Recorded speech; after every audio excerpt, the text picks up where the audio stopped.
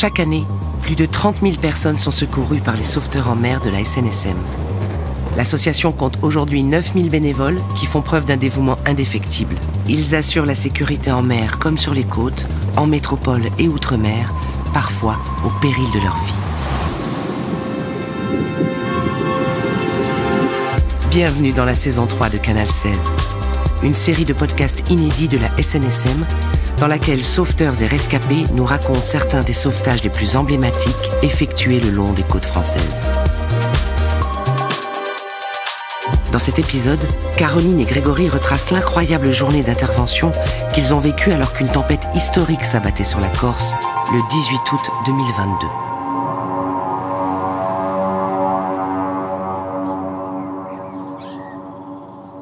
Je m'appelle Caroline, je suis arrivée en Corse en 2016. Je suis manipulatrice radio de métier. J'ai intégré la SNSM en 2019. Le médical, le soin, ça me plaît, mais j'avais envie d'apporter autre chose dans un domaine qui me plaît. La mer, c'est quelque chose qui me plaît beaucoup, donc je me suis dit, allez, c'est parti. Je m'appelle Greg, je suis originaire de La Rochelle. J'ai vécu pas mal de temps sur Istres, donc c'est au nord de Marseille, où je tenais un bateau-école. J'ai toujours eu un lien avec le monde de la mer et j'ai pu intégrer la SNSM d'Ajaccio en 2021. Le 18 août 2022, on est en alerte orange, on sait qu'il va y avoir quelque chose, mais on n'a pas du tout la notion de la violence de ce qui va s'abattre sur nous. Le vent a commencé à souffler un petit peu très tôt le matin, vers 7h30. Quand la tempête s'abat, moi je suis sur ma terrasse, accroupie à l'abri, en train de constater les dégâts.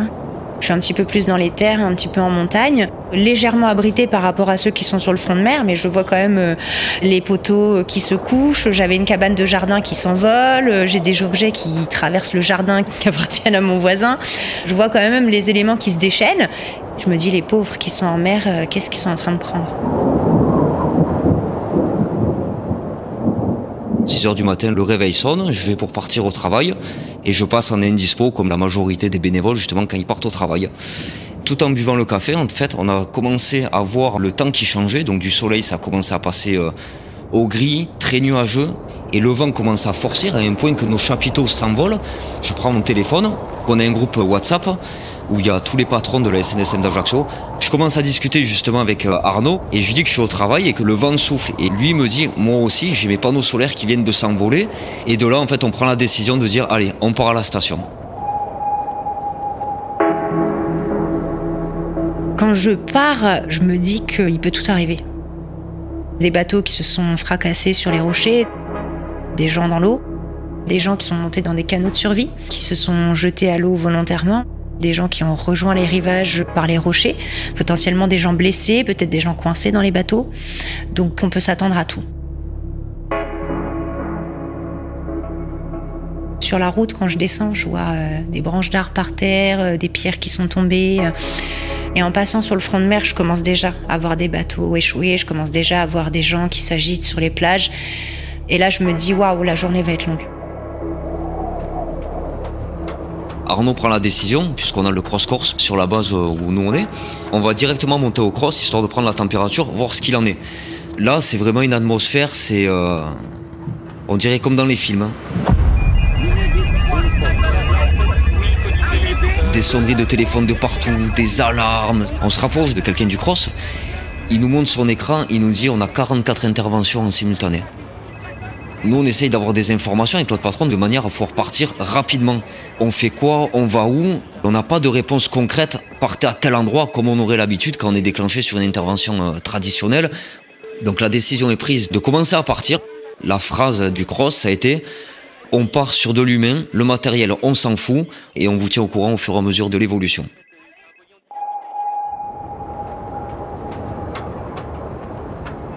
Je demande à Arnaud, c'est quoi les équipages, qui est le patron? Il me dit, Greg, tu pars en tant que patron. Je sortais tout juste des formations. C'était ma première en tant que patron. On part sur 2 bateaux différents, 2 semi-rigides. Moi, je pars sur la SNS 007 avec 4 équipiers à bord. Nous, ce qu'on nous demande, c'est d'identifier les bateaux accidentés et d'aller voir s'il y a des gens à récupérer sur place. On sort du port, ça souffle énormément. On se croirait dans Pirates des Caraïbes, vraiment ce côté brouillard où on distingue pas trop, luminosité vraiment tamisée, enfin une ambiance bizarre. J'ai la chance dans mon embarcation d'être avec 2 sauveteurs aguerris. Leur première réaction, c'est de se dire « La mer, elle est vraiment pas belle aujourd'hui ». On avait un vent qui nous poussait dans un sens, on avait une houle qui nous poussait dans l'autre, des courants contraires. Et pour vous donner une image un petit peu, c'est comme si on était dans un bain à remous de jacuzzi. Les vagues, les remous, les courants, c'est un peu dans n'importe quel sens. Par VHF, les communications sont extrêmement compliquées parce qu'il y a une antenne qui a subi de gros dégâts au niveau des calanques de Piane. Canal 16, qui est le canal d'urgence en mer, il y a énormément d'appels à l'aide.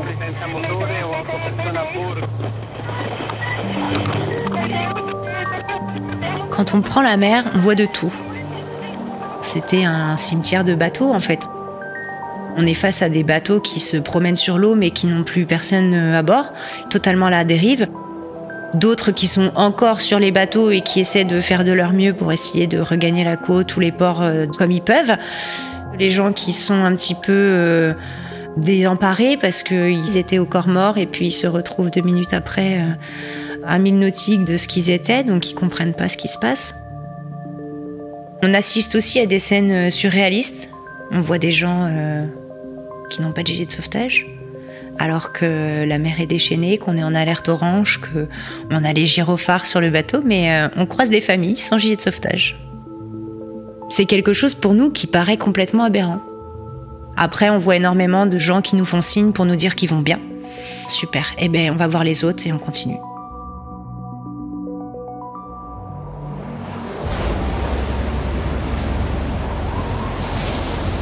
Il est 10h30 et on s'approche d'un voilier à la dérive qui doit faire à peu près 10-15 mètres. On voit qu'il a son ancre qui est abaissée, comme s'il était au mouillage. Le problème, c'est qu'on voit qu'il bouge. Ça veut dire que son ancre s'est forcément détachée. Il y a des voiles qui ont été arrachées, on voit que ça tape au vent. Il est dans un mouvement complètement anarchique. Je ne peux pas dire un projectile, mais ça reste un objet qui, à tout moment, peut aller ou s'écrouler sur les rochers ou aller faire des dégâts ailleurs sur d'autres embarcations. Mais c'est surtout que juste à côté, on a des parcs d'ostréiculture et des piscicultures. Donc il est pris la décision de mettre en sécurité ce voilier. Le SNS 007 me rend compte à la radio, je le prends en compte, on va le sécuriser.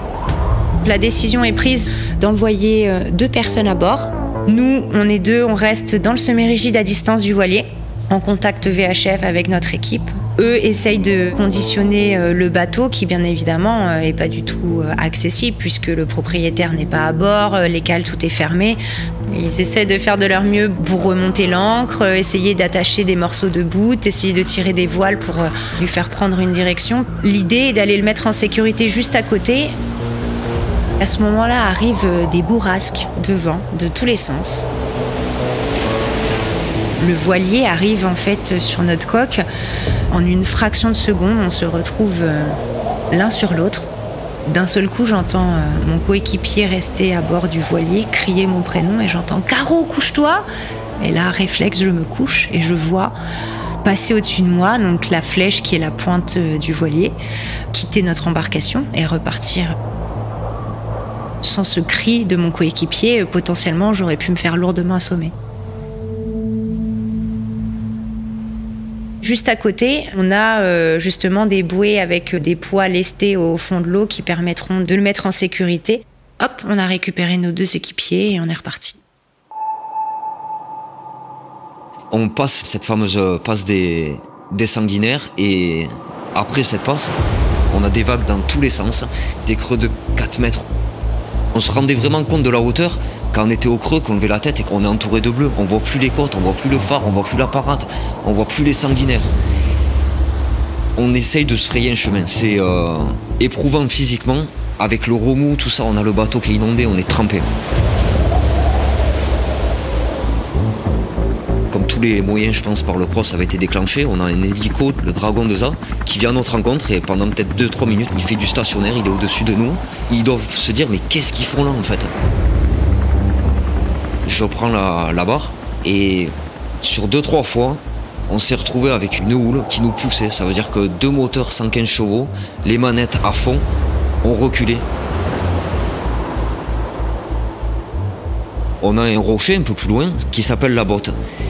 Et vraiment des vagues déferlantes. Donc la vague qui se crée et qui casse avec une lame blanche, mais on voit que ça dans les films, c'était vraiment quelque chose de violent. Et avec la force qu'il y avait, l'impact, jamais on passe. Je me retourne, on va faire demi-tour. Trop dangereux, on passera jamais, c'est impossible. Cette fameuse houle qui arrivait, si je fais demi-tour maintenant, elle va me retourner. On attendait vraiment le moment propice pour envoyer la barre à gauche, moteur avant et faire le demi-tour. On a pu faire notre demi-tour. Je contacte par radio le deuxième semi-rigide qui lui était resté pour sécuriser le bateau, mais on n'avait plus de nouvelles.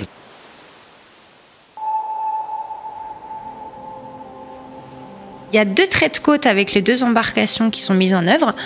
Un trait de côte, c'est un peu comme un trait de sécurité qui permet, surtout le long de la route, de regarder s'il n'y a pas quelque chose. Notre trait de côte à nous, il débute au niveau des îles Sanguinaires, jusqu'à peu près la plage du Ricante. Nos collègues avec le deuxième bateau, eux, font un trait de côte du coup en sens contraire pour qu'on se rejoigne à mi-chemin. Un trait de côte, en moyenne, on navigue entre 3 et 5 nœuds. Ça fait à peu près entre 6 et 10 km/h. Autant dire que c'est quand même relativement lent, mais ça permet à l'équipage vraiment de regarder dans les recoins des rochers, des plages. Est-ce qu'il y a quelqu'un, est-ce qu'il y a quelque chose, est-ce qu'il y a un bateau, un kayak, tout ce qu'il pourrait y avoir de suspect. Sur ce trait de côte, on a pas mal de signalements, de gens qui se signalent avoir été agités, d'avoir été un peu bousculés. Il y a des gens qui se retrouveront en difficulté suite à des pannes moteurs, mais bon, ne tireront pas la sonnette d'alarme parce que je pense qu'ils voient tellement de choses dans l'eau qu'ils se disent qu'ils sont pas prioritaires. Nous, on a croisé plusieurs personnes, on leur a proposé notre aide, ils nous ont dit non, vous avez assez à faire. À la fin de notre trait de côte, justement, on arrive sur la plage du Ricante où on a un énorme voilier qui est complètement échoué sur la plage. Et c'est en arrivant en fait aux abords qu'on voit cette dame nous faire des signes. On décide d'envoyer un nageur à son contact. Cette dame vit sur son bateau. Elle vient de le remettre à flot après des mois et des mois de travail dedans. C'est sa maison. Elle est complètement désemparée. Il y a de l'eau qui rentre dans son bateau, du sable. Elle est complètement échouée sur la plage. Et elle nous demande de l'aide. Sauf que, à l'instant T, quand on voit cette dame, on ne peut rien faire pour elle. Si on essaie de remettre le bateau à l'eau, il va couler. Il y a des trous dans la coque qu'il va falloir colmater pour pouvoir être évacué. Donc, ce qu'on conseille à cette dame, c'est de boucher les trous, d'essayer de faire le maximum de conditionnement de son bateau. Et on lui promet de repasser la voir en fin d'après-midi pour lui donner un coup de main. Notre ordre de mission, ça reste quand même du secours à la personne. Cette personne, elle va bien, elle est sur la plage. On finit notre trait de côte, on rend compte au cross, donc RAS, trait de côte, ok.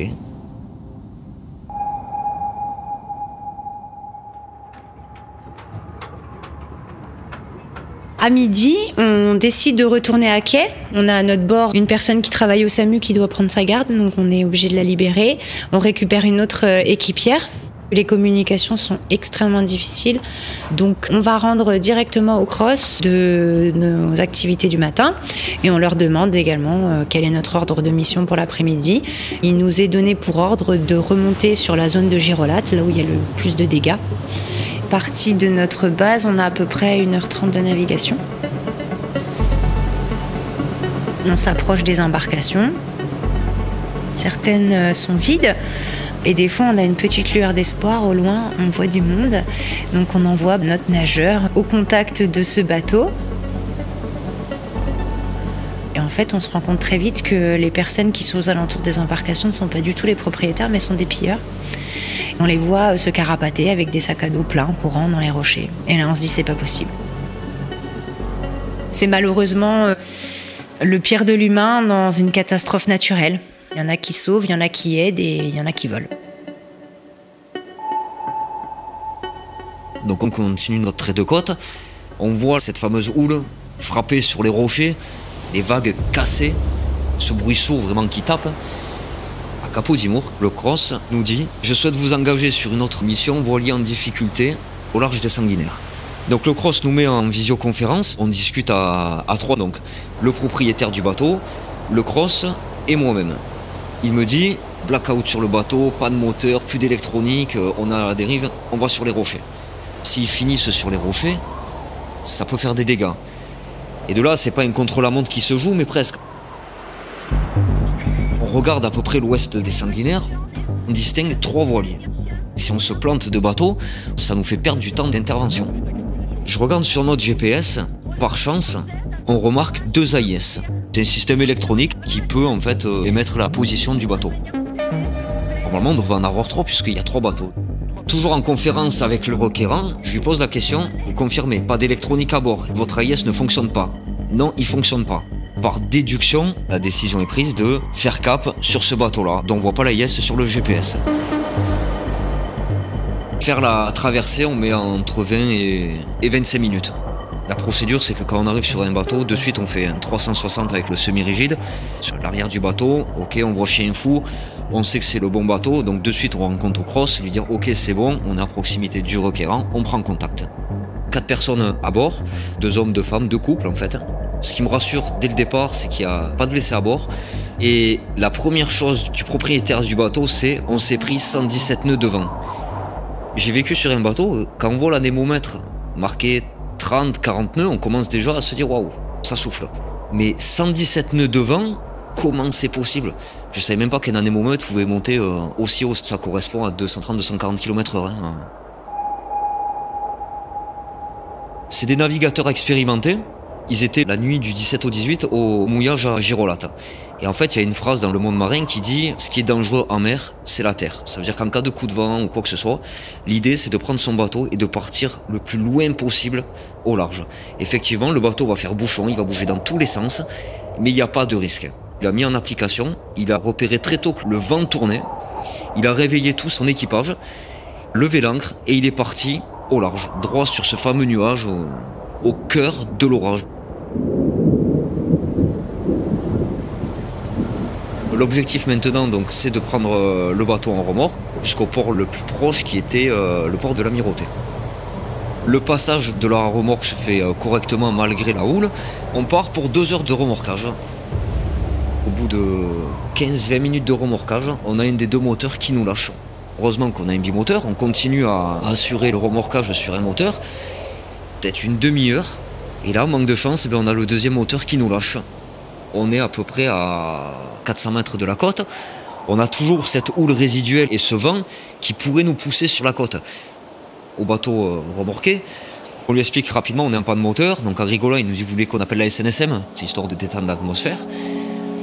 Et je rencontre directement sur le groupe WhatsApp, donc je vois un message passer, ils sont en train d'armer la 150, donc c'est le 3e bateau qu'on a au niveau de la station d'Ajaccio, pour venir nous dépanner. Au final, par chance, les moteurs sont repartis.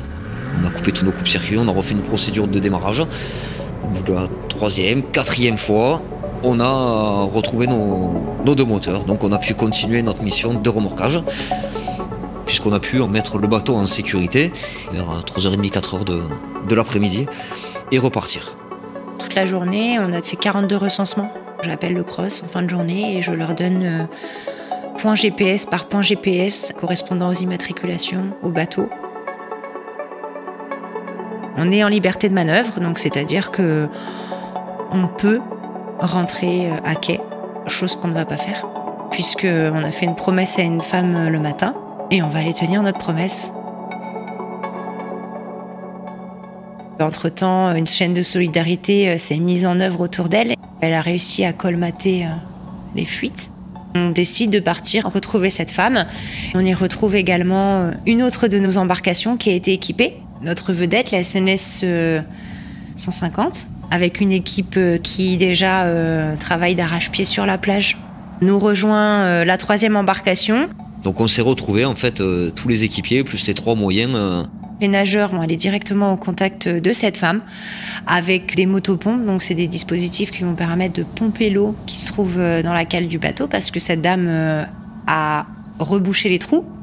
Mais pour pouvoir remettre son bateau à flot, il faut encore vider toute l'eau qui se trouve dedans et le sable. Une fois que le bateau est estimé entre guillemets prêt à être mis à flot, on va s'amarrer à lui. On va attacher un bout au niveau du mât de manière à garder le bateau complètement couché sur le sable, ce qui va être beaucoup plus facile pour nous de pouvoir l'extirper parce qu'il est quand même très très haut sur la plage. On le remonte pas droit parce qu'il a une quille, et que la quille, après, elle se met dans le sable et que c'est impossible de l'extirper.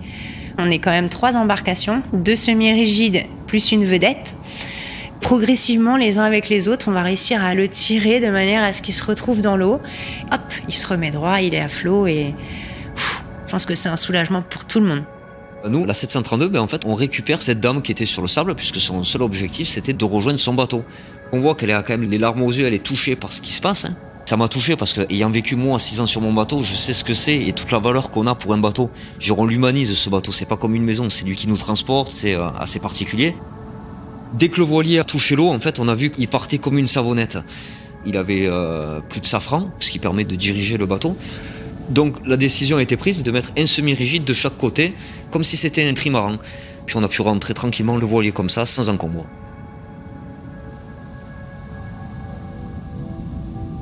Sur la journée du 18 août 2022, le Cross Corse a effectué 125 opérations sur toute la Corse.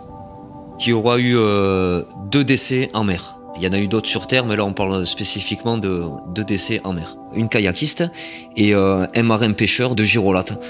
Au vu de ce qu'on a rencontré de toute la journée, des échanges qu'on a eus par rapport au nombre de bateaux qui se sont échoués, c'est un bilan qui aurait pu être beaucoup plus lourd, surtout si un cas comme ça s'était passé la nuit. C'est vrai que c'était une journée riche en émotions et à la fin, on avait la sensation du devoir accompli en équipe. Les différentes stations SNSM qui ont travaillé main dans la main et je pense que c'est ce qui ressortira le plus, c'est qu'on était vraiment en équipe. Durant cette incroyable journée du 18 août 2022, la tempête a nécessité l'engagement héroïque des équipes des stations d'Ajaccio, de Bastia, de Bonifacio, de Calvi, de Massinadjo et de Saint-Florent.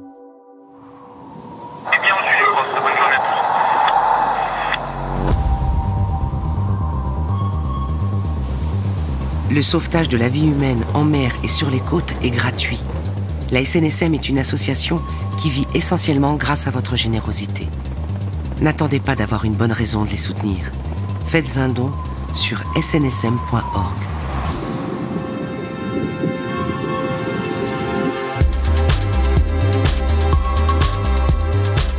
C'était le 6e épisode de la saison 3 de Canal 16.